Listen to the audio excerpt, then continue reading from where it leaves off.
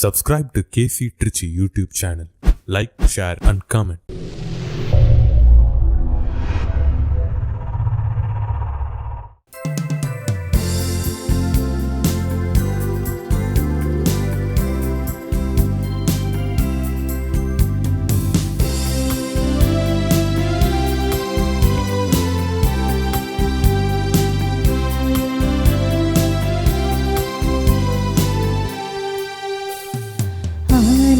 பீடம் பாருங்கள் இறை மக்களே, ஆண்டவன் சந்நிதி சேருங்கள் இறை குலமே. ஆலய பீடம் பாருங்கள் இறை மக்களே, ஆண்டவன் சந்நிதி சேருங்கள் இறை குலமே. மனத்தாங்கல்களோடு அல்ல, மனமாற்றங்களோடு செல்ல, மனத்தாங்கல்களோடு அல்ல, மனமாற்றங்களோடு செல்ல. சமபந்தி விருந்தில் சங்கமிப்போம், ஆலய பீடம் வாருங்கள் இறை மக்களே, ஆண்டவன் சந்நிதி சேருங்கள் இறை குலமே.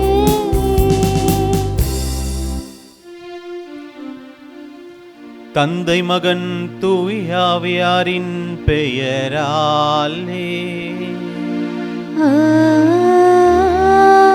ஆமென். நம் ஆண்டவராகிய இயேசு கிறிஸ்துவின் அருளும் கடவுளின் அன்பும் தூய ஆவியாரின் நட்புறவும் உங்கள் அனைவரோடும் இருப்பதாக. உம்மான்மாவோடும் இருப்பதாக. அன்புமிக்க சகோதர சகோதரிகளே, தூய மறை நிகழ்வுகளை கொண்டாட நாம் தகுதி பெறும் பொருட்டு நம் பாவங்களை ஏற்றுக்கொள்வோம். எல்லாம் வல்ல இறைவனிடமும் சகோதர சகோதரிகளே, உங்களிடமும் நான் பாவி என்று ஏற்றுக்கொள்கிறேன். ஏனெனில் என் சிந்தனையாலும் சொல்லாலும் செயலாலும் கடமையில் தவறியதாலும் பாவங்கள் பல செய்தேன். என் பாவமே, என் பாவமே, என் பெரும் பாவமே.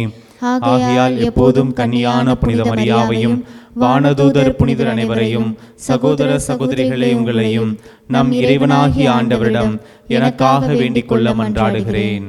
எல்லாம் வல்ல இறைவன் நம் மீது இரக்கம் வைத்து நம் பாவங்களை மன்னித்து நம்மை நிலை வாழ்வுக்கு அழைத்து செல்வாராக. ஆமென்.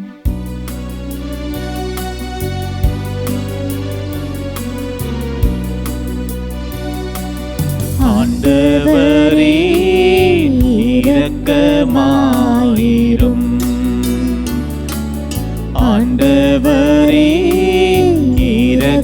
இரக்கமாயிரும். கிறிஸ்துவே இரக்கமாயிரும், கிறிஸ்துவே இரக்கமாயிரும். ஆண்டவரே இரக்கமாயிரும், ஆண்டவரே இரக்கமாயிரும். ஜெபிப்போமாக. இறைவா, உமது பராமரிப்பின் திட்டம் ஒருபோதும் தவறுவதில்லை. அதனால் தீயவை அனைத்தையும் எங்களிடமிருந்து அகற்றி எமக்கு பயனளிக்கும் அனைத்தையும் கனிவுடன் தந்தருள்வீராக. உம்மோடு தூயாவியின் ஒன்றிப்பில் இறைவனா என்றென்றும் வாழ்ந்து ஆட்சி செய்கின்ற எங்கள் ஆண்டவராகிய இயேசு கிறிஸ்து வழியாக உம்மை மன்றாடுகின்றோம்.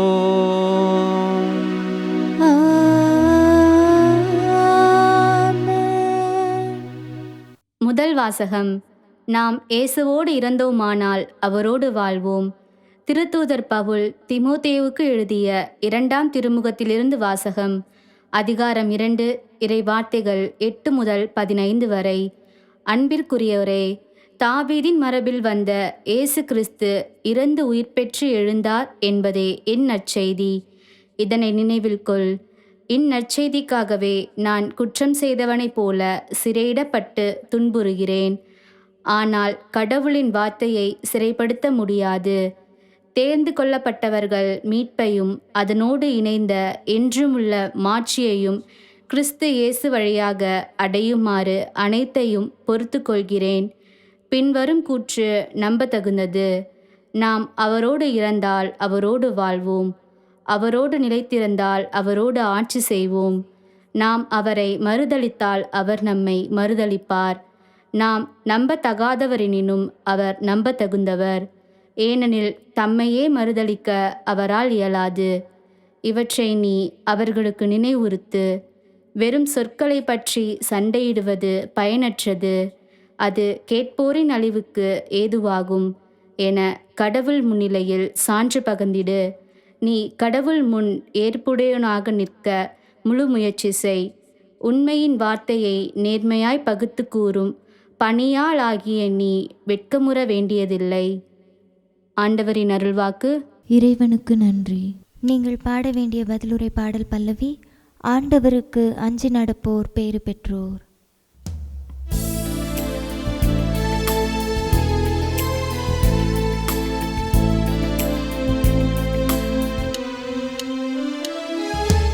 ஆண்டவர்க்கு அஞ்சி நடப்போர் பேறு பெற்றோர், பேறு பெற்றோர். ஆண்டவர்க்கு அஞ்சி நடப்போர் பேறு பெற்றோர், பேறு பெற்றோர். ஆண்டவருக்கு அஞ்சி அவர் வழிகளில் நடப்போர் பேறு பெற்றோர். உமது உழைப்பின் பயனை நீர் உண்பீர், நீர் நற்பேரும் நலமும் பெறுவீர்.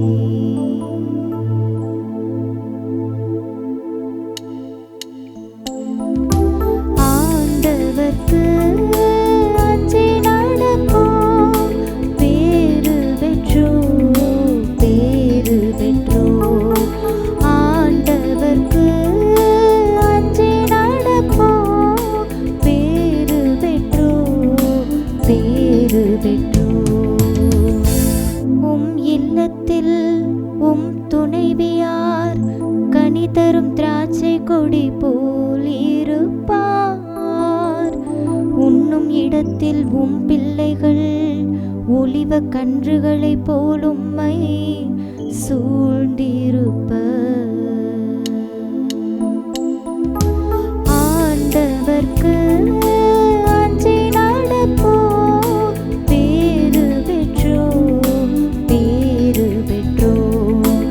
ஆண்டவர்க்கு அஞ்சி நடப்போர் பேறு பெற்றோர், பேறு பெற்றோர்.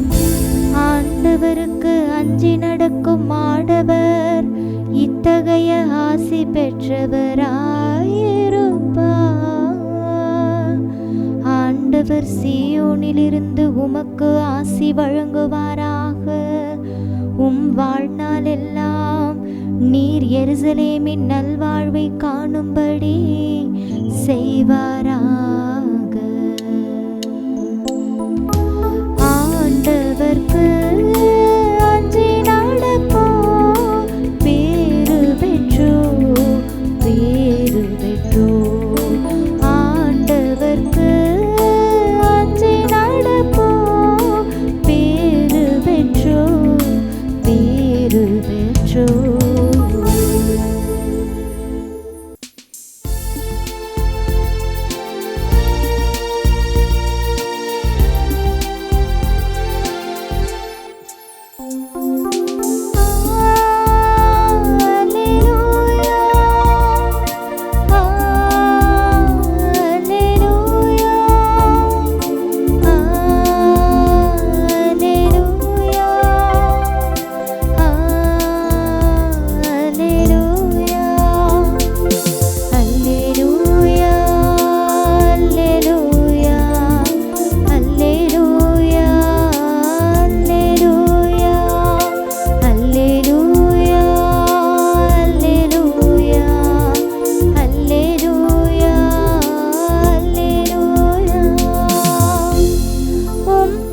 திருச்சட்டத்தின்படி நடக்க எனக்கு மெய்யுணர்வு தாரும். அதை நான் முழு உள்ளத்தோடு கடைபிடிப்பேன். அல்லேலூயா, அல்லேலூயா, அல்லேலூயா, அல்லேலூயா, அல்லேலூயா, அல்லேலூயா.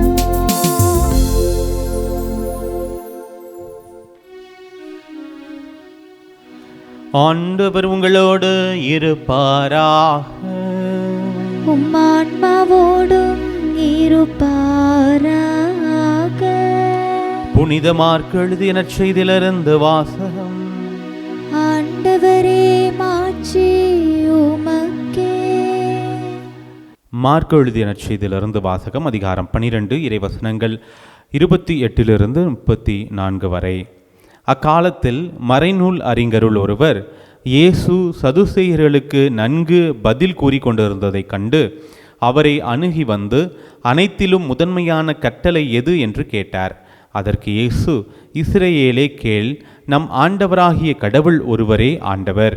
உன் முழு இதயத்தோடும் முழு உள்ளத்தோடும் முழு மனத்தோடும் முழு ஆற்றலோடும் உன் ஆண்டவராகிய கடவுளிடம் அன்பு கூறுவாயாக என்பது முதன்மையான கட்டளை. உன்மீது நீ அன்பு கூறுவது போல் உனக்கு அடுத்திருப்பவர் மீதும் அன்பு கூறுவாயாக என்பது இரண்டாவது கட்டளை. இவற்றை விட மேலான கட்டளை வேறு எதுவும் இல்லை என்றார். அதற்கு மறைநூல் அறிஞர் அவரிடம், நன்று போதகரே, கடவுள் ஒருவரே, அவரை தவிர வேறு ஒரு கடவுள் இல்லை என்று நீர் கூறியது உண்மையே.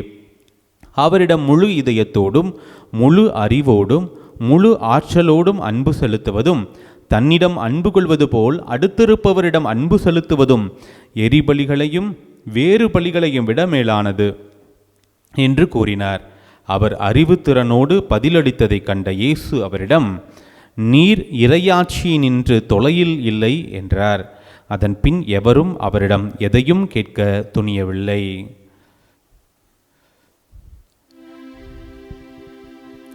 ஆண்டவரின் அருள்வாக்கு. கிறிஸ்துவே, உமக்கு புகழ். கடவுள் நம்முடைய வாழ்வின் மையமாக இருக்க வேண்டும். சரி, அதனுடைய ஒரு தொடர்ச்சியாகத்தான் நீங்கள் பாருங்க பதிலுரை பாடலில் பல்லவியில், சரி நான் கடவுள் தான் எனக்கு மையமாக இருக்க வேண்டும். சரி, கடவுள் மையமாக இருந்துட்டார். அது எப்படி செயல்படுத்துவது, என்ன பண்ணணும்னா, ஆண்டவருக்கு அஞ்சி நடப்போர் பேறு பெற்றோர் அப்படிங்கிற ஒரு அற்புதமான திருப்பாடல் 128 நம்ம பதிலுரை பாடலாக இன்றைய நாளில் நம்ம வைத்திருக்கிறோம். கடவுள் மையமாக இருக்கிறார். எப்பொழுது நம்மை ஆசிர்வதிப்பார், எப்பொழுது நாம் பேறு பெற்றவர்களாக மாறுவோம் அப்படின்னு சொன்னால், ஆண்டவருக்கு அஞ்சி அவர் வழியில் நாம் நடப்போர் பேறு பெற்றோர். அப்போது ஆண்டவருடைய வழியில் நடக்கிறவர்களுக்கு பேறு கிடைக்கும், அவருடைய ஆசீர்வாதம் கிடைக்கும், அவருடைய அருள் கிடைக்கும் அப்படிங்கிறத இன்றைய பதிலுரை பாடல் நமக்கு தெளிவுபடுத்துவதாக பார்க்கிறோம். ஆக கடவுள் என்னுடைய வாழ்வின் மையமாக இருக்க வேண்டும். மையமாக இருக்கிறார் அப்படின்னு சொன்னால், இருக்கிறார் அப்படிங்கிறதுல என்னுடைய செயல்பாடுகளில் அதை நான் வெளிப்படுத்த வேண்டும். எப்படி? நான் கடவுளுடைய வழியில் நடக்க வேண்டும், அது எனக்கு ஆசீர்வாதத்தை கொண்டு வரும் என்பதை இன்றைய பதிலுரை பாடல் நமக்கு அருமையாக இங்கு விளக்குவதாக பார்க்கிறோம். ஆண்டவருடைய வழியில் எப்படி நடக்கிறது அப்படின்னா என்ன, எப்படி நடக்க முடியும் அப்படின்னு சொன்னால், அதற்கு இன்றைய நற்செய்திக்கு முன் வாசக அந்த முன்மொழின்னு சொல்கிறோம் பார்த்தீங்களா, அல்லேலூயா பாடும்போதுன்னு சொல்கிறோம் பார்த்தீங்களா, அது நமக்கு ரொம்ப அர்த்தமுள்ளதாக இருக்கிறது. திருப்பாடல் 119:34 பாருங்க, உம் திருச்சட்டத்தின்படி நடக்க எனக்கு மெய் உணர்வு தாரும், அதை நான் முழு உள்ளத்தோடு கடைபிடிப்பேன். அப்போது ஆண்டவர் வழியில் நடக்கிறதுனா என்ன? நான் கடவுள் என்னுடைய மையமாக இருக்க வேண்டும். மையம் அப்படின்னு சொன்னால், நான் கடவுளுடைய வழியில் அவருக்கு அஞ்சி நடக்க வேண்டும். அப்படி கடவுளுடைய வழியில் நடக்கிறதுனா என்ன? அவருடைய திருச்சட்டத்திற்கு நான் முழுமையாக அவருடைய திருச்சட்டத்தை கடைபிடிப்பவனாக மாறும் பொழுது கடவுளுடைய ஆசீர்வாதம் எனக்கு கிடைக்கும். அதனுடைய நிறைவாகத்தான் என்ன திருச்சட்டம், அது என்ன திருச்சட்டம், எதை நான் கடவுளை பின்பற்றணும் அப்படிங்கிறதனுடைய ஒரு விளக்கமாக நிறைவாக இருப்பது தான் இன்றைய நற்செய்தி. மிக அருமையாக கொடுக்கப்பட்டிருக்கக்கூடிய இன்றைய நற்செய்தி பகுதி பார்த்தீங்க அப்படின்னு சொன்னால், மார்க் நற்செய்தி 12 இறைவசனங்கள் 28 34 வரை இயேசு கிறிஸ்துவிட்ட தொடர்ந்து கேள்விகளாக கேட்டுக்கிட்டு இருக்கிறாங்க. அவரை சோதிக்கும் நோக்கோடு நம்ம பார்த்திங்க அப்படின்னு சொன்னால் 2 நாட்களாக 3 நாட்களாக ஒவ்வொருத்தராக வந்து ஏரோதியர்கள் வராங்க, அதுக்கப்புறம் சதுசேயர்கள் வராங்க, வந்துட்டு ஒவ்வொருத்தரும் ஒவ்வொரு கேள்வி கேட்குறாங்க.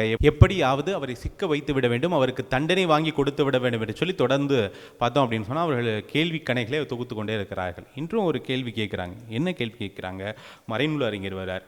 ஆனால் கடந்த 2 நாட்களைப் போல ஏரோதியரோ சதுசேயர்களோ வந்து கேட்டது போல் இல்லாமல் இந்த மறைநூல் அறிஞருக்கு ஒரு பாசிட்டிவ் நோட்டோட இந்த எண்டில், நற்செய்தியினுடைய எண்டில் அவர் வந்து அங்கு இயேசு கிறிஸ்து புகழ்வதாக பார்க்கணும். அவருடைய சில நோக்கம் என்பது உண்மையிலேயே தெரிந்து கொள்ள வேண்டும் அப்படிங்கிற நோக்கமாக கூட இருந்திருக்கலாம். அவர் வந்து கேட்குறாரு, முதன்மையான கட்டளை என்பது என்ன அப்படின்னு சொல்லி கேட்குறாரு. அந்த காலத்தில் புகழ்பெற்ற யூத ஆசிரியர்களிடம் வந்துட்டு பொதுவாக இந்த கேள்வி கேட்பதும் உண்டு. ஹில்லல் அப்படிங்கிற ஒரு ஆசிரியர் இருக்கிறார், யூத ஆசிரியர், விளக்க உரையாளர் இருக்கிறார். அவரிடமும் வந்து இது மாதிரி ஒரு கேள்வி கேட்குறாங்க. என்ன அப்படின்னு சொன்னால், யூத புனித நூலான தோரா, இந்த முதல் 5 புத்தகம், நம்ம பழைய ஏற்பாட்டில் இருக்கக்கூடிய தொடக்க நூல், விடுதலை பயணம், லேவியர் புத்தகம், என்னாகவும், இணைச்சட்டகம், இந்த 5 புத்தகங்கள் தான் வந்து தோரா அப்படின்னு சொல்கிறோம். இது இப்போ யூதர்களுடைய புனித நூல். இதனுடைய எசன்ஸ் என்ன, சாராம்சம் என்ன அப்படின்னு சொல்லி கேட்கும் பொழுது அவர் சொல்வார், மற்றவன் உனக்கு என்ன செய்யக்கூடாதுன்னு நீ நினைக்கிறியோ அதை அடுத்தவனுக்கு நீ செய்யாத அப்படின்னு சொல்லுவார். மற்ற எல்லாமே அதனுடைய விளக்க உரை தான் அப்படின்னு சொல்லுவார். அதுதான் எசன்ஸ் அப்படின்னு சொல்லுவார். இது ஆக்சுவலாக வந்து பார்த்திங்க அப்படின்னு சொன்னால் எல்லா சமயத்திலும் இப்படிப்பட்ட கருத்து ஒன்று, அது வந்து பொன் விதி அப்படின்னு சொல்லுவாங்க, கோல்டன் ரூல் அப்படின்னு சொல்லுவாங்க. புதிய ஏற்பாட்டிலும் கூட இந்த வந்து பொன் விதி அப்படிங்கிற ஒரு விஷயம் இருக்கும். ஆக எல்லா இடத்துல எல்லா சமயங்களும் இப்படி ஒரு இந்த பொன் விதி இருப்பதாக பார்க்குறோம். அப்படி வந்து அதுதான் வந்து மையம், அதுதான் எசன்ஸ், அதில் மற்றது எல்லாமே அதனுடைய விளக்க உரை அப்படின்னு சொல்வார். இப்போது இங்கே இயேசுவிடம் அது கேட்கப்படுகிறது. இப்போ நம்ம வந்து ஒரு புதிய மறையை வந்து பின்பற்றுகிறோம். இப்போ வந்து என்ன மையம், இதனுடைய எசன்ஸ் என்ன அப்படின்னு சொல்லி நம்ம பார்க்கணும்.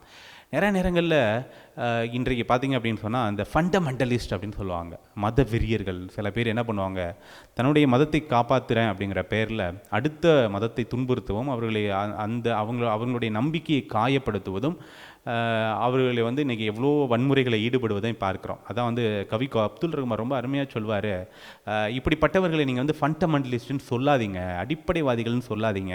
ஒவ்வொரு சமயத்துக்குமான அடிப்படையான இந்த அன்பு அப்படிங்கிற விஷயத்தை பின்பற்றாத எந்த மனிதனும் அடிப்படைவாதி என்று சொல்வதற்கு தகுதி அற்றவன். அப்போ அவனெல்லாம் ஃபண்டமெண்டலிஸ்ட் சொல்லவே சொல்லாத. அப்போது கிறிஸ்துவ சமயத்தினுடைய அடிப்படை என்ன அப்படின்னு சொல்லி அங்கே கேட்குறாங்க, இயேசு கிறிஸ்துவிட்ட கேட்குறாங்க. இயேசு ஒன்று புதுசாக எந்த ஒரு விஷயத்தையும் அவர் சொல்லலை. அவர் வந்து பழைய ஏற்பாட்டில் இருக்கக்கூடிய சில விஷயங்களை தான் அங்கே வந்து சொல்கிறார். என்ன வந்து முதல் பார்த்திங்க அப்படின்னு சொன்னால், இணைச்சட்டத்தில் இருக்கக்கூடிய 6வது அதிகாரத்தில் இருக்கக்கூடிய 4வது வசனத்தை சொல்கிறார். என்ன சொல்கிறார்? முதலாவதாக என்ன சொல்கிறார்? இஸ்ரேலை செவி கொடு, நம் கடவுளாகிய ஆண்டவர் ஒருவரே ஆண்டவர். உன் முழு இதயத்தோடும் உன் முழு உள்ளத்தோடும் உன் முழு ஆற்றலோடும் உன் கடவுளாகிய ஆண்டவரிடம் அன்பு கூறுவாயாக அப்படிங்கிற இணைச்சட்டகம் 6:4 அதே போல் லேவியர் புத்தகத்தில் இருக்கக்கூடிய 19வது அதிகாரம் 18வது வசனம் என்ன சொல்கிறா, அதை வந்து பழிக்கு பழி என உன் இனத்தார் மேல் காழ்ப்பு கொள்ளாதே, உன் மீது நீ அன்பு கூறுவது போல உனக்கு அடுத்திருப்பவர் மீதும் அன்பு கூறுவாயாக, நானே ஆண்டவர் அப்படிங்கிற இந்த வசனங்களை எடுத்து அங்கே இணைத்து கூறுகிறார். முதன்மையான கட்டளை அப்படிங்கிற ஒரு கட்டளை தான் அங்கே வந்து கேட்குறாங்க. ஆனால் அவர் வந்து இந்த 2 கட்டளைகள் கொடுக்குறார். இதனுடைய நீங்கள் மத்தேயு வெர்ஷனில் பார்த்தீங்க அப்படின்னு சொன்னால் ரொம்ப அருமையாக கூறப்பட்டிருக்கும். என்னென்னு சொல்லுவார், மத்தேயு 22:34-40 இங்கே எப்படி சொல்கிறாரு, நம்ம ஆண்டவராகிய கடவுள் ஒருவரே ஆண்டவர், உன் முழு இதயத்தோடும் முழு உள்ளத்தோடும் முழு மனதோடும் முழு அப்படின்னா என்ன, ஒட்டுமொத்தமாக ஆண்டவர் நம்முடைய வாழ்வினுடைய மையமாக அவரை நாம் அன்பு செய்ய வேண்டும் என்பது முதன்மையான கட்டளை. உன் மீது நீ அன்பு கூறுவது போல உனக்கு அடுத்திருப்பவர் மீது அன்பு கூறுவாயாக என்பது 2வது கட்டளை. ஆனால் மத்தேயு விஷயத்தில் இன்னும் அருமையாக கொடுக்கப்பட்டிருக்கும். அது ஒரு தெளிவு, அங்கே ஒரு சின்ன டிஃப்ரென்ஸ் இருக்கும். என்ன சொல்வார் அப்படின்னு சொன்னால், அவர் உன் முழு இதயத்தோடும் முழு உள்ளத்தோடும் முழு மனத்தோடும் உன் ஆண்டவராகிய கடவுளிடம் அன்பு செலுத்து, இதுவே தலைச்சிறந்த முதன்மையான கட்டளை. உன் மீது நீ அன்பு கூறுவது போல உனக்கு அடுத்திருப்பவர் மீதும் அன்பு கூறுவாயாக என்பது இதற்கு இணையான 2வது கட்டளை. இப்போது கடவுளை அன்பு செய்வதும் அடுத்தவர்களை அன்பு செய்வதும் இருவேறு விஷயம் கிடையாது, இருவேறு விஷயம் அல்ல. Not less than are not more than, ரெண்டும் இணையானது. கடவுளை அன்பு செய்வது அடுத்தவரை அன்பு செய்வதற்கு சமம். அடுத்தவரை அன்பு செய்வது கடவுளை அன்பு செய்வதற்கு சமம் என்பதை மிக அருமையாக இந்த 2 பழைய ஏற்பாட்டு வசனங்களையும் சேர்த்து இங்கே வந்து என்ன கொடுக்குறாரு, முதன்மையான கட்டளையாக கொடுக்கிறார். கடவுளை முழு இதயத்தோடு, முழு உள்ளத்தோடு, முழு ஆற்றலோடும் அன்பு செய்ய வேண்டும். உன்னை நீ அன்பு செய்வது, ஏன்னா அடுத்தவன் அன்பு செய்யணும், முதல் நம்மளை நாம அன்பு செய்யணும். உண்மை அன்பு செய்வது போல அடுத்தவனை அன்பு செய்ய வேண்டும். பிறர் அன்பு அப்படிங்கிற விஷயத்தை இங்கு கிறிஸ்தவ சமயத்தினுடைய மையமாக கொண்டு வருவதாக பார்க்கிறோம். இன்னும் ஒரு படி மேலே போயிட்டு இங்கே 2 வந்து கட்டளைகளை கொடுத்து 2 இணை அப்படின்னு சொல்கிறாரு. இன்னும் நீங்கள் யோவான் நற்செய்தியில் அவருடைய பொது வாழ்வினுடைய இறுதி கட்டத்தில் 2ஐயும் ஒன்றாக்கிடுவார். அதுதான் புதிய கட்டளையாக அங்கே கொடுக்குறார். ரொம்ப அற்புதமாக இருக்கும் பாருங்கள். யோவான் நற்செய்தி 13வது அதிகாரம் 34வது வசனத்தில், ஒருவர் மற்றவரிடம் அன்பு செலுத்துங்கள் என்னும் புதிய கட்டளையை நான் உங்களுக்கு கொடுக்கிறேன். நான் உங்களிடம் அன்பு செலுத்தியது போல நீங்களும் ஒருவர் மற்றவரிடம் அன்பு செலுத்துங்கள். நீங்கள் ஒருவர் மற்றவருக்கு செலுத்தும் அன்பிலிருந்து நீங்கள் என் சீடர்கள் என்பதை எல்லாரும் அறிந்து கொள்வார்கள். அப்போ நான் வந்து உண்மையான கிறிஸ்தவன், ஆண்டவருடைய இயேசு கிறிஸ்துவனுடைய சீடன் அப்படின்னு சொன்னால் இந்த புதிய கட்டளையை பின்பற்ற வேண்டும். இந்த 2ஐயும் ஒன்றாக்கிட்டார். நீ அடுத்தவன் அன்பு செய்கிறது தான் கடவுளை அன்பு செய்வதற்கு சமம். அப்போது கிறிஸ்தவ சமயத்தினுடைய அடிப்படை என்ன? பிறர் அன்பு.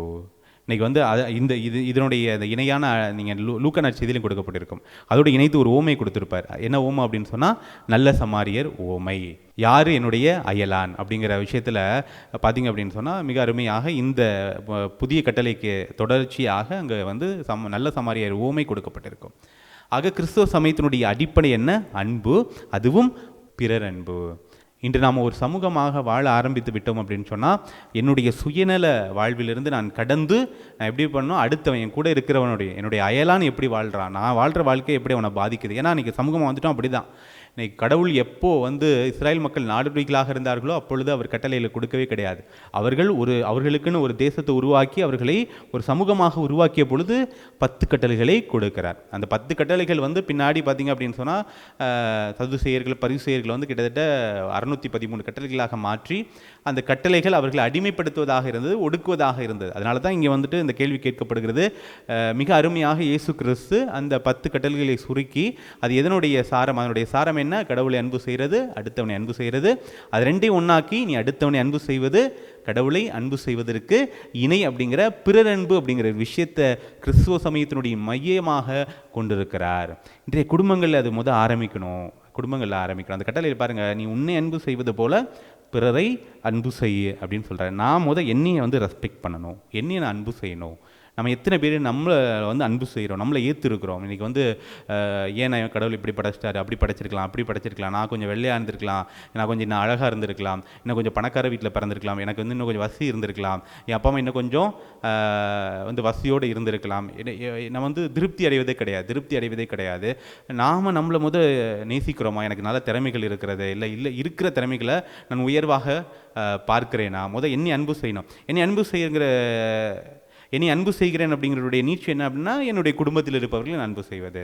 இன்றைக்கி அந்த விஷயத்தை தான் நம்ம அதிகமாக பேசி கொண்டிருக்கிறோம். குடும்பத்தில் இருப்பவர்களை அன்பு செய்யும் போது அயலானை அன்பு செய்வதற்கு முன்பாக என் குடும்பத்தில் இருப்பவர்களை அன்பு செய்ய வேண்டும், என் பெற்றோரை அன்பு செய்ய வேண்டும், என் பிள்ளைகளை அன்பு செய்ய வேண்டும், கணவன் மனைவி அன்பு செய்ய வேண்டும். என்னுடைய பிறர் அன்பு அங்கே தான் பிரதிபலிக்கிறது. எவ்வளோ பிரச்சனைகள் இருக்கலாம், குறை நிறைகள் இருக்கலாம், அதையெல்லாம் புரிந்து கொண்டு நான் அவர்களை உண்மையான, ஏன்னா கிறிஸ்துவ சமயத்தினுடைய மையமாக இருக்கக்கூடிய இந்த அன்பை என்னுடைய குடும்பங்களில் நான் வெளிப்படுத்துகிறேனா? அன்பு அப்படிங்கிற போது அதை செயல் வடிவம் கொண்டு வரும்போது த பேசிக் ரெஸ்பெக்ட் அடுத்தவர்களுக்கு நாம் கொடுக்குறோமா? குடும்பத்தில் இது இருக்கும் பொழுது அடுத்தவர்களுடைய உணர்வுகளுக்கு மரியாதை கொடுப்பது, உணர்வுகளை புரிந்து கொள்வது, அவர்களை காயப்படுத்தாமல் இருப்பது, அவர்களுடைய தேவைகளில் உதவுவது. இது குடும்பத்தில் இருக்கும் பொழுது குடும்பத்திலிருந்து சமூகத்திற்கு வருகிறது. அதை தான் ரொம்ப அருமையாக லூக்கா நற்செய்தியில் இதே முதன்மை கட்டளையை பற்றி பேசி கொண்டிருக்கும் பொழுது ஆண்டவர் இயேசு கிறிஸ்து ஒரு அருமையான ஓமையை சொல்கிறார். என்ன ஓமை அப்படின்னு சொன்னால், நல்ல சமாரியர் ஓமை. யார் என்னுடைய அயலான் அப்படிங்கிற விஷயத்தை அங்கே கொண்டு வரார். ஆக என்னுடைய குடும்பத்திலேருந்து என்னுடைய அயலானுக்கு, என் அருகாமையில் இருப்பவர்களுக்கு நான் எந்த அளவிற்கு என்னால் முடிந்த அளவு உதவி செய்கிறேன். பணத்தில் மட்டும் கிடையாது, மெட்டீரியல் ஹெல்ப் மட்டும் கிடையாது, அவர்களோடு இருக்கக்கூடிய உடனிருப்பு, அவர்கள் துன்பத்தில் இருக்கும் பொழுது அவர்களுக்கு நான் இருக்கிறேன் என்கிற அந்த வாக்குறுதி அவர்களை ஏற்றத்தாழ்வோடு பார்க்காமல் இணையாக நீனும் கடவுளுடைய பிள்ளை நானும் கடவுளுடைய பிள்ளை அப்படின்னு சொல்லி பார்க்கறது. சின்ன சின்ன விஷயங்கள் கூட இன்றைக்கி ரோட்டில் போகும்பொழுது ஒரு ஒரு ஒரு சாலை விதிகளை பின்பற்றுறதுல கூட இன்றைக்கி பார்த்திங்க அப்படின்னு சொன்னால் இன்றைக்கி ரோடுகளில் வந்துட்டு சின்ன ஒரு டிராஃபிக் ஜாமாக இருக்கும். யாராவது இடையில ரோட்டில் நின்றுட்டுருப்பாங்க, கொஞ்சம் பொறுமையாக நம்ம நிற்க மாட்டோம். இருக்கக்கூடிய சந்து பொந்தில் வந்து யார் கேட்டு கேட்டால் என்ன அப்படின்னு சொல்லிட்டு நாம் முதன்மையாக ஓடுறதுக்கு தான் பார்ப்போம். எல்லாம் வந்து ஃப்ளைட்டை பிடிக்க போகிறது மாதிரி எல்லாம் ஏதோ சாகிற விஷயம் போல் பறந்து கொண்டு நாம் வந்து போவோம். அந்த இருக்கக்கூடிய சின்ன சின்ன கேப்பை கூட அடைச்சி வச்சுட்டோம். 5 நிமிஷத்தில் தீர வேண்டிய இந்த நெரிசல் வந்து வாகன நெரிசல் கிட்டத்தட்ட 50 நிமிஷம் ஆயிரும். இன்றைக்கி நீங்கள் வந்து அப்சர்வ் பண்ணி பாருங்கள், நம்முடைய வாழ்க்கையில் அப்சர்வ் பண்ணி பாருங்கள். தமிழ்நாட்டில் இங்கெல்லாம் ரோட்டில் போகும்பொழுது நம்ம எந்த அளவுக்கு சாலை விதிமுறைகளை பின்பற்றுகிறோம். அப்படி பின்பற்றாதனால அந்த அலட்சியத்தினால எத்தனையோ உயிர்கள் இன்று சாலையில் போயிட்டுருக்கு. நம்ம இது ஏன் அப்படின்னு சொன்னால், நான் செய்கிற தவறு அடுத்தவனை பாதிக்கிறது. இன்றைக்கி வந்து நம்ம வண்டியில் பயணிக்கும் பொழுது, ஒரு காரில் பயணிக்கும் பொழுது, ஒரு பஸ்ஸில் பயணிக்கும் பொழுது நம்ம பாட்டில் குப்பையை தூக்கி போடுவோம். பின்னாடி வரக்கூடிய 2 வீலரில் வருவாங்க, மூஞ்சில் அடிக்கும். நம்ம எந்த அளவுக்கு அவங்களுக்கு ரெஸ்பெக்ட் கொடுக்குறோம். அந்த உணர்வு இல்லாமல் இருக்கிறது. ஏதோ குப்பை தொட்டியில் நம்ம இருக்கிற இடத்த தவிர்த்து மற்றெல்லாம் குப்பை தொட்டி போல் நம்ம பாட்டில் யாரை பற்றியும் கவலைப்படாமல் நம்ம தூக்கி வெளியில் போட்டு போவோம். இந்த காரியங்கள் வந்து என்ன பண்ணுறது, இது ஒரு பிறர் அன்பு தான். இது ஒரு பிறர் அன்பு. இந்த விஷயங்கள் நம்ம செய்யாமல் இருக்கணும். இன்றைக்கி வந்து பக்கத்து வீட்டுக்கு இடையே இருக்கக்கூடிய சின்ன சின்ன பிரச்சனைகள், நான் சந்தோஷமாக இருக்கணும் அப்படிங்கிறதுக்காக நான் என்ன வேணாலும் செய்வேன் அப்படிங்கிற விஷயம் அடுத்தவர்களை எந்த அளவுக்கு பாதித்து கொண்டு இருக்கிறது. அப்படியாக பிறர் அன்பு சின்ன சின்ன விஷயங்களிலிருந்து பிரதிபலித்து இன்றைக்கி பெரிய விஷயமாக கூட இருக்கலாம். பெரிய விஷயங்கள் வரைக்கும் நாம் அடுத்தவர்கள் மீது அக்கறையோடும் அவர்களை அன்பு செய்யக்கூடிய நல்ல அயலானாக வாழ்ந்து கொண்டு இருக்கிறோமா, நல்ல சீடனாக வாழ்ந்து கொண்டு இருக்கிறோமா, நல்ல கிறிஸ்தவனாக வாழ்ந்து கொண்டு இருக்கிறோமா? இதுதான் கிறிஸ்தவ சமயத்தினுடைய அடிப்படை. அந்த பிறர் அன்பு, அந்த அன்பு ஒரு குடும்பத்தின் மையமாக இருக்க வேண்டும், ஒரு சமூகத்தின் மையமாக இருக்க வேண்டும். இதைத்தான் கிறிஸ்தவ சமயம் நமக்கு எடுத்து சொல்கிறது. ஆண்டவர் இயேசு கிறிஸ்து மிக தெளிவாக நமக்கு எடுத்து சொல்லுகிறார். மற்ற எல்லாமே அதனுடைய விளக்கம்தான். மற்ற எல்லாமே விவிலியத்தில் இருப்பது அதனுடைய விளக்கம்தான். ஆக இந்த அன்பை மையமாக கொண்டவர்களாக, குறிப்பாக குடும்பங்களில் இந்த அன்பு நிலவ வேண்டும். அந்த அன்பு நிலவ வேண்டும் என்று சொன்னால் கடவுள் நம்முடைய வாழ்வின் மையமாக இருக்க வேண்டும். கடவுள் மீது பயம் இருக்க வேண்டும். பயம் அப்படின்னு சொன்னால் அது எப்படி பிரதிபலிக்கணும்? கடவுளை பின்பற்றக்கூடியவர்களாக நாம் இருக்க வேண்டும். எப்படி பின்பற்ற முடியும்? அவருடைய சட்டங்களை, அவருடைய கட்டளைகளை பின்பற்றக்கூடியவர்களாக இருக்க வேண்டும். அந்த கட்டளை என்ன? இந்த அன்பு கட்டளை. இந்த அன்பு கட்டளை நாம் பின்பற்றுகிற பொழுது நாம் பேறு பெற்றவர்களாக, ஆசீர்வாதம் கொண்டவர்களாக, கடவுளுடைய ஆசீர்வாதங்களை பெறக்கூடியவர்களாக மாறுகிறோம். நம்முடைய குடும்பங்களில் சமாதானமும் ஒற்றுமையும் நிலவும் என்கிற அந்த நம்பிக்கையோடு தொடர்ந்து இந்த திருப்பலியிலே நாம் மன்றாடுவோம்.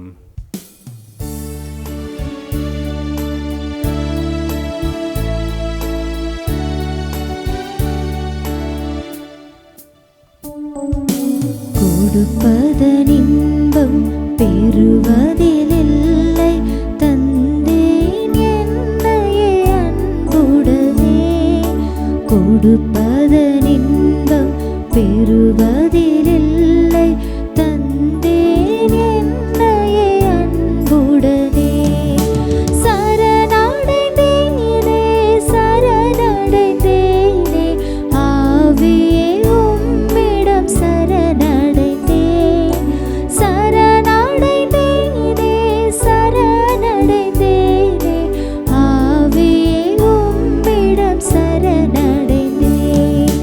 தருவதில் பெறுவோம் விண்ணக வாழ்வை, தந்தேன் என்னையே அன்புடனே.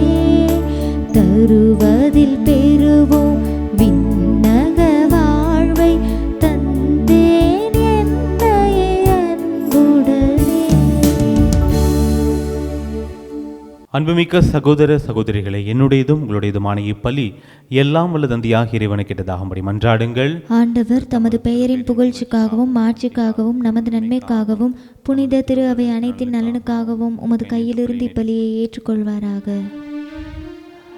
ஆண்டவரே, உமது பரிவிரக்கத்தில் நம்பிக்கை கொண்டு காணிக்கைகளுடன் வணக்கத்துக்குரிய பீடத்துக்கு நாங்கள் கூடி வருகின்றோம். அதனால் எங்களை உமது அருளால் தூய்மைப்படுத்தி நாங்கள் கொண்டாடும் இம்மறை நிகழ்வுகளால் எங்களை புனிதப்படுத்துவீராக. எங்கள் ஆண்டவராகிய இயேசு கிறிஸ்து வழியாக உம்மை மன்றாடுகின்றோம்.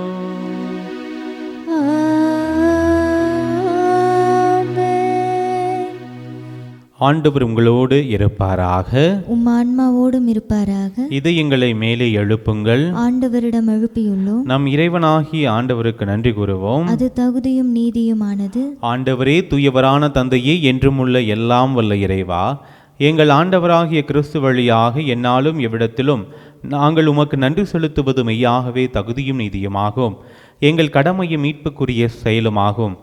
ஏனெனில் உம் புனிதர்களின் வியத்தகு சாட்சியத்தால் உமது திரு அவை என்றும் புதிய ஆற்றல் பெற்று வளம் அடைகின்றது. இவ்வாறு எங்கள் மீது நீர் கொண்டிருக்கும் பரிவன்பை தெள்ள தெளிவாக காட்டுகின்றீர். மேலும் எங்களது மீட்பின் மறை நிகழ்வை நாங்கள் நிறைவேற்றுவதில் அப்புனிதர்களின் சிறப்புமிக்க எடுத்துக்காட்டால் தூண்டப்பெற்று அவர்களது தகுந்த பரிந்துரையால் என்றும் ஊக்கம் பெறவும் அருளுகின்றீர். ஆகவே ஆண்டவரே, வானதூதர் புனிதர் அனைவரோடும் நாங்கள் சேர்ந்து உமது பெருமையை பறைசாற்றி அக்களிப்புடன் சொல்வதாவது: தூயவர் தூயவர் தூயவர், வான் படைகளின் கடவுளாம் ஆண்டவர். விண்ணகமும் மண்ணகமும் உமது மாட்சியால் நிறைந்துள்ளன. உன்னதங்களிலே ஓசன்னா. ஆண்டவர் பெயரால் வருகிறவர் ஆசீர் பெற்றவர். உன்னதங்களிலே ஓசன்னா. ஆண்டவரே, நீர் மெய்யாகவே தூயவர், தூய்மை அனைத்திற்கும் ஊற்று. ஆகவே உம்முடைய ஆவியை பொழிந்து காணிக்கைகளை தூய்மைப்படுத்த வேண்டுகின்றோம். இவ்வாறு எங்கள் ஆண்டவர் இயேசு கிறிஸ்துவின் உடலும் இரத்தமுமாக எங்களுக்கு இவை மாறுவனவாக. அவர் பாடுபட உளம் கனிந்து தம்மை கையளித்த போது அப்பத்து எடுத்து நன்றி செலுத்தி அதை பிட்டு தம் சீடர்களுக்கு அளித்தவர் கூறியதாவது: அனைவரும் இதிலிருந்து பெற்று உண்ணுங்கள், ஏனெனில் இது உங்களுக்காக கையளிக்கப்படும் என் உடல்.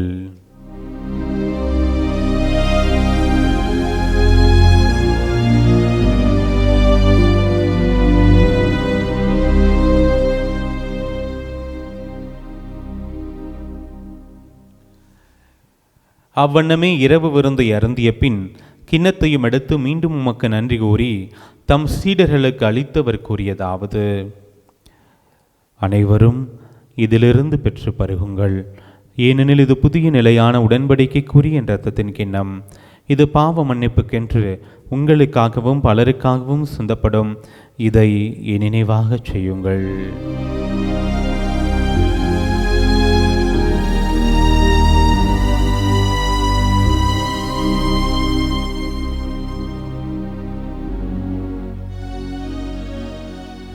நம்பிக்கையின் மறை பொருள்.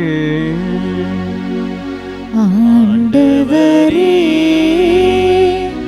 நீர் வருமளவும் உமது இறப்பினை அறிக்கையிடுகின்றோம்,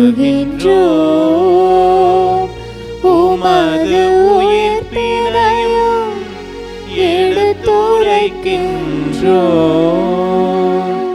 ஆகவே ஆண்டவரே, நாங்கள் கிறிஸ்துவின் இறப்பினையும் உயிர்ப்பினையும் நினைவு கூர்ந்து வாழ்வதரும் அப்பத்தையும் மீட்பளிக்கும் கிண்ணத்தையும் உமக்கு ஒப்புக் கொடுக்கின்றோம்.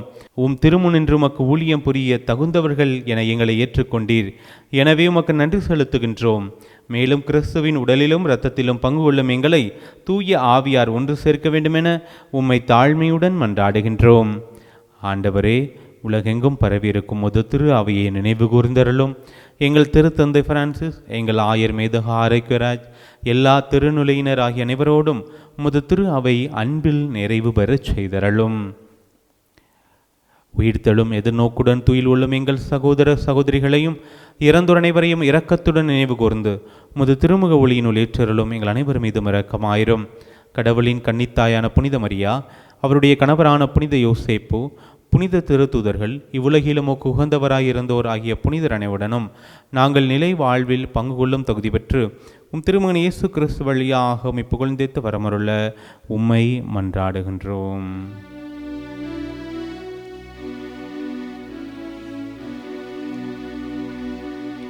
இவர் வழியாக இவரோடு இவரில் எல்லாம் வல்ல இறைவனாகிய தந்தையே, தூய ஆவியாரின் ஒன்றைப்பில் எல்லா புகழும் மாட்சியும் என்றென்றும் உமக்கு உரியதே.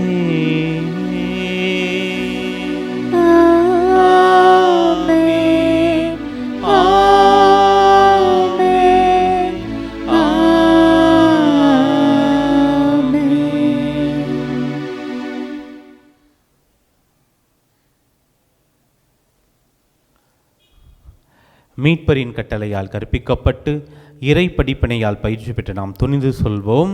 விண்ணுலகில் இருக்கின்ற எங்கள் தந்தையே, உமது பெயர் தூயது என போற்ற பெறுக. உமது ஆட்சி வருக. உமது திருவுளம் விண்ணுலகில் நிறைவேறுவது போல மண்ணுலகிலும் நிறைவேறுக. எங்கள் அன்றாட உணவை இன்று எங்களுக்கு தாரும். எங்களுக்கு எதிராக குற்றம் செய்வோரை நாங்கள் மன்னிப்பது போல எங்கள் குற்றங்களை மன்னியும். எங்களை சோதனைக்கு உட்படுத்தாதேயும், தீமையிலிருந்து எங்களை விடுவித்தருளும். ஆண்டவரே, தீமை அனைத்திலிருந்தும் விடுவித்து எங்கள் வாழ்நாளில் அமைதியை கனிவுடன் அருளும் மன்றாடுகின்றோம். உமது இரக்கத்தின் உதவியால் நாங்கள் பாவத்திலிருந்து எப்போதும் விடுதலை பெற்று யாதொரு கலக்கமுமின்றி நலமாயிருப்போமாக. நாங்கள் எதிர்நோக்கியிருக்கும் பேரின்பத்துக்காகவும் எம் மீட்பராகிய இயேசு கிறிஸ்துவின் வருகைக்காகவும் காத்திருக்கின்றோம். ஏனெனில் ஆட்சியும் வல்லமையும் ஆட்சியும் என்றென்றும் உமதே. ஆண்டவரே இயேசு கிறிஸ்துவை, அமைதியை உங்களுக்கு விட்டுச் செல்கின்றேன், என் அமைதியையே உங்களுக்கு அளிக்கின்றேன் என்றும் திருத்தூதர்களுக்கு மொழிந்தீர். எங்கள் பாவங்களை பாராமல் உமது திரு அவையின் நம்பிக்கையை கண்ணோக்கி உமது திருவுளத்திற்கு ஏற்பதற்கு அமைதியும் ஒற்றுமையும் அளித்திருள்வீராக என்றென்று வாழ்ந்து ஆட்சி செய்கின்றவர் நீரே. ஆமென். ஆண்டவருடைய அமைதி உங்கள் அனைவரோடும் என்றும் இருப்பதாக, உம் ஆன்மாவோடும் இருப்பதாக. இந்த நேரத்தில் குடும்ப சமாதானத்திற்காக உருக்கமாக ஜெபிப்போம். சமாதானம். உலகின் பாவங்களை போக்கும் இறைவனின் சமரியே எங்கள் மேல் இரக்கமாயிரும். உலகின் பாவங்களை போக்கும் இறைவனின் சமரியே எங்கள் மேல் இரக்கமாயிரும். உலகின் பாவங்களை போக்கும் இறைவனின் சமரியே எங்களுக்கு அமைதியை அளித்தருளும்.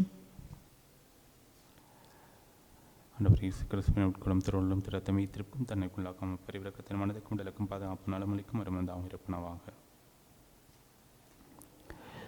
இதோ இறைவனின் சமரி, இவரை உலகின் பாவங்களை போக்குபவர், நமக்கு சமாதானத்தை கொடுக்கக்கூடியவர், நம்முடைய வாழ்விலே ஒற்றுமையை கொடுக்கக்கூடியவர். இவர் அழைக்கின்ற விருந்திற்கு அழைப்பு பெற்ற ஒவ்வொருவருமே பேறு பெற்றோர். ஆண்டவரே, நீர் என் இல்லத்தில் எழுந்தருள நான் தகுதியற்றவள், ஆனால் ஒரு வார்த்தை மட்டும் சொல்லி அருளும், எனது ஆன்மா நலமடையும். திறத்தமை காத்துமித்து வாழ்வளிப்பதாக. ஆமென். ஆசை திருவிருந்துக்கான மன்றாட்டு. ஆண்டவரே, நீர் என் இல்லத்தில் எழுந்தருள நான் தகுதியற்றவன், ஆனால் ஒரு வார்த்தை மட்டும் சொல்லி அருளும் என்று நூற்றுவர் தலைவன் ஜெபித்தது போல நாங்களும் இப்போது உம் திருப்பாதம் பணிந்து வேண்டுகிறோம். இனிய இயேசுவே, நாங்கள் தகுதியற்றவர்களாய் இருந்தாலும் எங்கள் தகுதியின்மையை பாராமல் நீர் எங்கள் உள்ளங்களில் எழுந்து வாரும். உம் அன்பிலும் அருளிலும் நாங்கள் நிலைத்திருக்க எம்முள் எழுந்து வாரும். உம் பிள்ளைகளாக உயிருள்ள உண்மை சாட்சிகளாக உமது நற்செய்தின்படி வாழ்பவர்களாக எங்களை உருமாற்ற வாரும். தந்தையின் திருவுளப்படி வாழ்ந்திட எங்களுக்கு துணை புரிந்திட வாரும். நன்மை செய்வதில் ஆர்வமுள்ளவர்களாய் தீமைகள் அனைத்திலிருந்தும் விடுதலை பெற்றவர்களாய் வாழவும் எங்களை வழிநடத்த வாரும். எல்லா நலன்களும் வளங்களும் எங்களை நிரப்ப வாரும். ஆமேன். ஆண்டவருக்குள் பிரியமான சகோதர சகோதரிகளே, சிறப்பாக ஆண்டவர் நம் அனைவரையும் ஒன்றாக இணைந்து ஜெபிக்க அழைக்கிறார், ஒன்றாக வாழ அழைக்கிறார். எங்கு எனது பெயரால் 2-3 பேர் இருக்கிறார்களோ அங்கு நான் இருக்கிறேன் என்று சொன்னார். ஒத்த மனதோடு ஒரு மனதோடு இருப்பதைத்தான் கடவுள் விரும்புகிறார். அப்பொழுது அவருடைய வல்லமை ஆசீர்வாதம் நமக்கு நிரம்ப கிடைக்கிறது. நம் குடும்பத்தில் பிள்ளைகள், பெற்றோர்கள், தாத்தா, பாட்டி அப்படின்னு சொல்லி குடும்பத்தோடு ஒற்றுமையோடு வாழும் பொழுது கடவுளுடைய பிரசனம் அங்கு இருக்கிறது. அன்புக்குரியவர்களே, எவ்வளோ பெரிய விஷயமா இருக்கலாம், நாம் வாழப்போகிறது ஒரே ஒரு வாழ்க்கை. கடவுளுக்காக அதையெல்லாம் தூக்கி எறிந்து விட்டு, நம்மள்ட்ட இருக்க ஈகோவெல்லாம் தூக்கி எறிந்து விட்டு சமாதானத்தோடும் ஒற்றுமையோடும் வாழ வேண்டும் என்று சொல்லி இந்த நேரத்தில் ஆண்டவரை நோக்கி நாம் உருக்கமாக இந்த பாடலோடு இணைந்து ஜெபிப்போம்.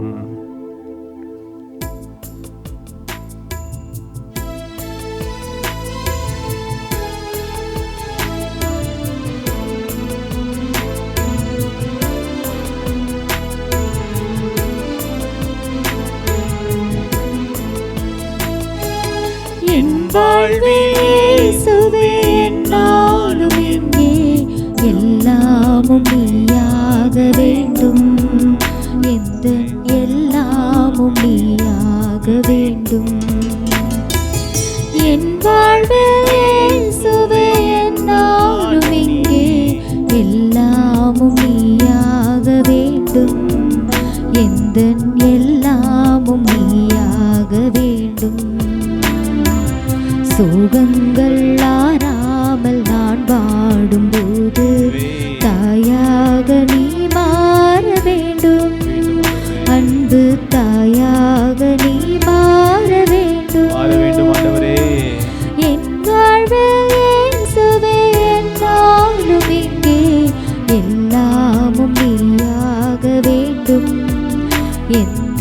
எல்லாமும் நீயாக வேண்டும். தந்தையே, நீயும் நானும் ஒன்றாய் இருப்பது போல இவர்களும் ஒன்றாய் இருப்பார்களாக என்று சொல்லி நீ வேண்டினீரே. அன்பாண்டவரே, இந்த நேரத்தில் இந்த பிரிந்த குடும்பங்களுக்காக நாங்கள் ஜெபிக்கிறோம். இந்த பிரிந்த கணவன் மனைவிக்காக நாங்கள் ஜெபிக்கிறோம். அவர்கள் ஒற்றுமையோடு வாழ வேண்டும், ஒன்றிணைந்து வாழ வேண்டும். அவர்களுடைய பிள்ளைகளுடைய நலனுக்காக, அவர்களுடைய எதிர்காலத்திற்காக தங்களுடைய எல்லா வெறுப்புகளையும் உதறி தள்ளிவிட்டு அவர்கள் ஒற்றுமையோடு வாழ இந்த நேரத்தில் உடைய திருக்கரங்களால் ஒவ்வொருவரையும் ஆசீர்வதித்தருள் இந்த நேரத்தில் ஜெபிக்கிறோம் ஆண்டவரே. போராட்டம் சூழ்ந்தென்னை தீவாக்கும் போது பாலங்கள் நீயாக வேண்டும். இணை பாலங்கள் நீயாக வேண்டும் ஆண்டவரே. போராட்டம் சூழ்ந்தென்னை தீவாக்கும் போது பாலங்கள் நீயாக வேண்டும். இணை பாலங்கள் நீயாக வேண்டும். தீராத ஆர்வத்தில் நான் தேடி பயிலும் பாடங்கள் நீயாக வேண்டும். மறை பாடங்கள் நீயாக வேண்டும். என் வாழ்வில் இயேசுவே என்னாலும் இங்கே எல்லாமும் நீயாக வேண்டும். எந்தன் எல்லாமும் நீயாக வேண்டும். என் வாழ்வில் இயேசுவே என்னாலும் இங்கே எல்லாமும் நீயாக வேண்டும். எந்தன் எல்லாமும் நீயாக வேண்டும். எந்தன் எல்லாமும் நீயாக வேண்டும். அல்லேலூயா, அல்லேலூயா, அல்லேலூயா, அல்லேலூயா, அல்லேலூயா, அல்லேலூயா, அல்லேலூயா, அல்லேலூயா, அல்லேலூயா, அல்லேலூயா, அல்லேலூயா. இதோ இந்த நேரத்தில் பிரிந்திருக்க குடும்பங்களுக்காக ஜெபிக்கிறோம் அன்பா ஆண்டவரே. அவர்கள் ஒவ்வொருவரையும் திருப்பாதம் ஒப்படைத்து மன்றாடுகிறோம். இதோ அவர்களை ஆசீர்வதித்தருளும். இதோ பிரிந்திருக்க குடும்பங்களுக்கு ஒற்றுமையை சமாதானத்தை கொடுத்தருளும் ஆண்டவரே. அவர்களுக்கு நல்ல உடல் உள்ள சுகத்தை கொடுத்தருளும் ஆண்டவரே. இதோ இந்த ஜபத்தில் இணைந்திருக்கக்கூடிய அத்தனை பேரையும் ஆசீர்வதித்தருளும். அவர்களுடைய எண்ணங்கள் இயக்கங்களை அறிந்தவராக நீர் இருக்கிறீர். இதோ கண்ணீரோடு வேண்டிக் கொண்டிருக்கக்கூடிய ஒவ்வொருவரையும் நீர் உற்று நோக்கி கண்டருளும் ஆண்டவரே. அவர்களுடைய ஜெபங்களை ஏற்றருளும் ஆண்டவரே. அவர்களை ஆசீர்வதித்தருளும். சிறப்பாக பிரிந்திருக்கக்கூடிய கணவன் மனைவி அவர்கள் வெறுப்புகளை உதறி தள்ளிவிட்டு இந்த நேரத்தில் சமாதானத்தோடு ஒற்றுமையோடு வரவர்களுக்கு எல்லாவித ஆசிரியம் அருளையும் கொடுத்தருளும். தூய ஆவியால் அவர்களை நிரப்பியருளும் அன்பா ஆண்டவரே. இதோ இந்த நேரத்தில் ஜெபித்துக் கொண்டிருக்கக்கூடிய உடல் நோயால் உள்ள நோயால் அவதிப்பட்டு கொண்டிருக்கக்கூடிய ஒவ்வொருவரையும் பாதம் வைத்து ஜெபிக்கிறோம். அவர்களை ஆசீர்வதித்தருளும். எங்கள் எண்ணங்களை இயக்கங்களை அறிந்தவராக இருக்கிறீர். எங்களுக்கு என்ன தேவை என்று அறிந்தவராக இருக்கிறீர். எங்களுக்கு என்ன கொடுக்க வேண்டும் என்று சொல்லி அறிந்தவராக இருக்கிறீர். எங்களுடைய தந்தையாக இருக்கிறீர். எங்களுக்கு தாயாக இருக்கிறீர். எங்களுக்கு எல்லாமாக இருக்கிறீர். எங்களை ஒவ்வொரு நாளும் வழிநடத்தி கொண்டிருக்கக்கூடிய எங்கள் ஆண்டவரே, உம்மிடம்தான் நாங்கள் வருகிறோம். உம்மை தவிர எங்களுக்கு வேறு யார் இருக்கிறார்? நீரே எங்கள் ஆண்டவர். நீரே எங்களுடைய இறைவன். நீரே எங்களுடைய அரண். அன்பாண்டவரே, உம்மை நம்பிக்கையோடு நாங்கள் வேண்டுகிறோம். எங்களுடைய முழு ஆற்றலோடும் உள்ளத்தோடும் இதயத்தோடும் நாங்கள் வேண்டுகிறோம் உம்மை நோக்கி. அன்பாண்டவரே, உம்மை அன்பு செய்கிறோம். உம்மை எந்த அளவுக்கு அன்பு செய்கிறோமோ அதே அளவுக்கு நாங்கள் பிறரையும் அன்பு செய்யக்கூடிய மனநிலை எங்களுக்கு கொடுத்துள்ளோம் ஆண்டவரே. என்ற நற்செய்தியில் அதை தான் நாங்கள் வாசிக்கிறோம். ஆண்டவரை அன்பு செய்ய வேண்டும். பிறரை உன்னை அன்பு செய்வது போல பிறரை அன்பு செய்ய வேண்டும் என்று சொல்லி நாங்கள் வாசிக்கிறோம். இன்றைய மறைவுரைகளை நாங்கள் தியானித்திருக்கிறோம். அடுத்தவர்கள் மீது உண்மையான அன்பு கொண்டிருக்க வேண்டும் என்று சொல்லி, நான் அடுத்தவர்கள் மீது அன்பில்லாமல் அவர்கள் உதறி தள்ளிய தருணங்களுக்காக என்னை மன்னித்தருளும் அன்பு ஆண்டவரே. என்னால் முடிந்த அளவு அடுத்தவர்களுக்கு உதவி செய்யவும், நல்லதொரு கிறிஸ்தவ வாழ்வு வாழவும் எங்கள் ஒவ்வொருவரையும் ஆசீர்வதித்தருளும். எப்படி வாழ வேண்டும் என்று சொல்லி நீ விட்டு சென்றிருக்கிறீர், வாழ்ந்து சென்றிருக்கிறீர். உடைய வார்த்தைகளை கொடுத்து சென்றிருக்கிறீர். ஒவ்வொரு நாளும் வழிநடத்தி கொண்டிருக்கிறேன். அதற்கு நாங்கள் செவி கொடுக்க வேண்டும் ஆண்டவரே. அந்த வார்த்தைகள் எங்களுடைய உள்ளத்திற்குள் செல்ல வேண்டும். நாங்கள் நல்ல கிறிஸ்தவர்களாக வாழும் பொழுது நீர் அருளுகிற ஒற்றுமையும் நீர் அருளுகிற சமாதானத்தை நாங்கள் பெற்றுக்கொள்வோம் என்பதில் எந்தவித சந்தேகம் இல்லை ஆண்டவரே. மிகுந்த நம்பிக்கையோடு ஜெபித்துக் கொண்டிருக்கிறோம். இது இந்த குடும்பங்களுக்காக ஜெபிக்கிறோம். இந்த குடும்பங்கள் வாழக்கூடிய பிள்ளைகளுக்காக ஜெபிக்கிறோம். பெரியோர்களுக்காக ஜெபிக்கிறோம். நோயினால் அவதிப்படக்கூடிய ஒவ்வொருவருக்காக ஜெபிக்கிறோம். அனைவரையும் ஆசீர்வதித்தருளும். இந்த நேரத்தில் உடைய திருக்கரங்களால் அவர்களை தொட்டு ஆசீர்வதித்து அவர்களுக்கு எல்லா ஆசிரியும் அருளையும் தந்தருள வேண்டும் என்று எங்கள் ஆண்டவராகிய இயேசு கிறிஸ்து வழியாக கெஞ்சி மன்றாடுகின்றோம். ஆமென், ஆமென்.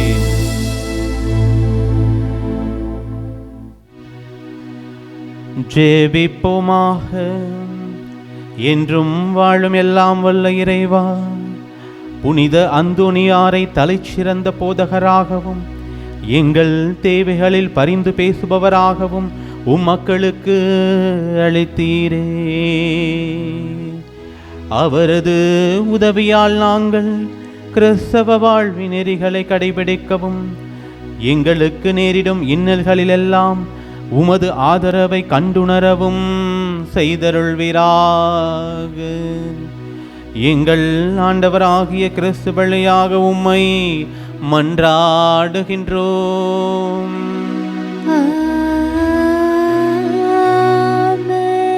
ஆண்டவர் உங்களோடு இருப்பாராக. உம் ஆன்மாவோடும் இருப்பாராக. எல்லாம் வல்ல இறைவன் தந்தை, மகன், தூயாவி உங்கள் ஒவ்வொருவரையும் நிறைவா ஆசீர்வதிப்பாராக.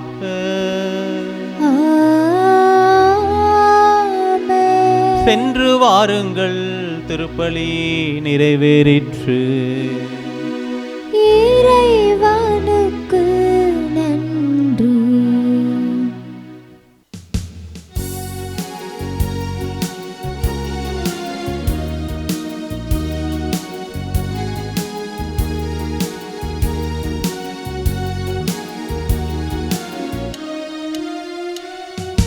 புதுமை வள்ளலே புனித அந்தோணியாரே, உம் புகழ் பாடும் பக்தர் குரல் கேட்டிடுவாயே, எந்தன் குறைகள் எல்லாம் போக்கிடுவாயே.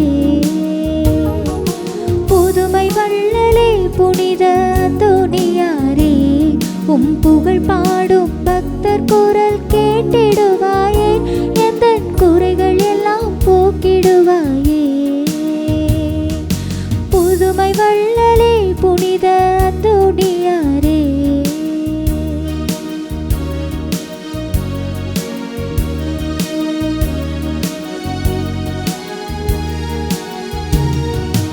ஐயா உன் ஆலயம் அருள் வேண்டி வந்தோம், அருள் வீசும் திருமுகத்தை கண்குளிர கண்டோம். ஐயா உன் ஆலயம் அருள் வேண்டி வந்தோம், அருள் வீசும் திருமுகத்தை கண்குளிர கண்டோம். பாரும் எங்கள் நெஞ்சமே, உம்மிடமே தஞ்சமே. பாரும் எங்கள் நெஞ்சமே, உம்மிடமே தஞ்சமே. தேடும் உள்ள அமைதிதனை தந்திடுவாய் ஐயனே, தேடும் உள்ள அமைதிதனை தந்திடுவாய் ஐயனே. புதுமை வள்ளலே புனித அந்தோணியாரே, உம் புகழ் பாடும் பக்தர் குரல் கேட்டிடுவாயே, எந்தன் குறைகள் எல்லாம் போக்கிடுவாயே. புதுமை வள்ளலே புனித அந்தோணியாரே.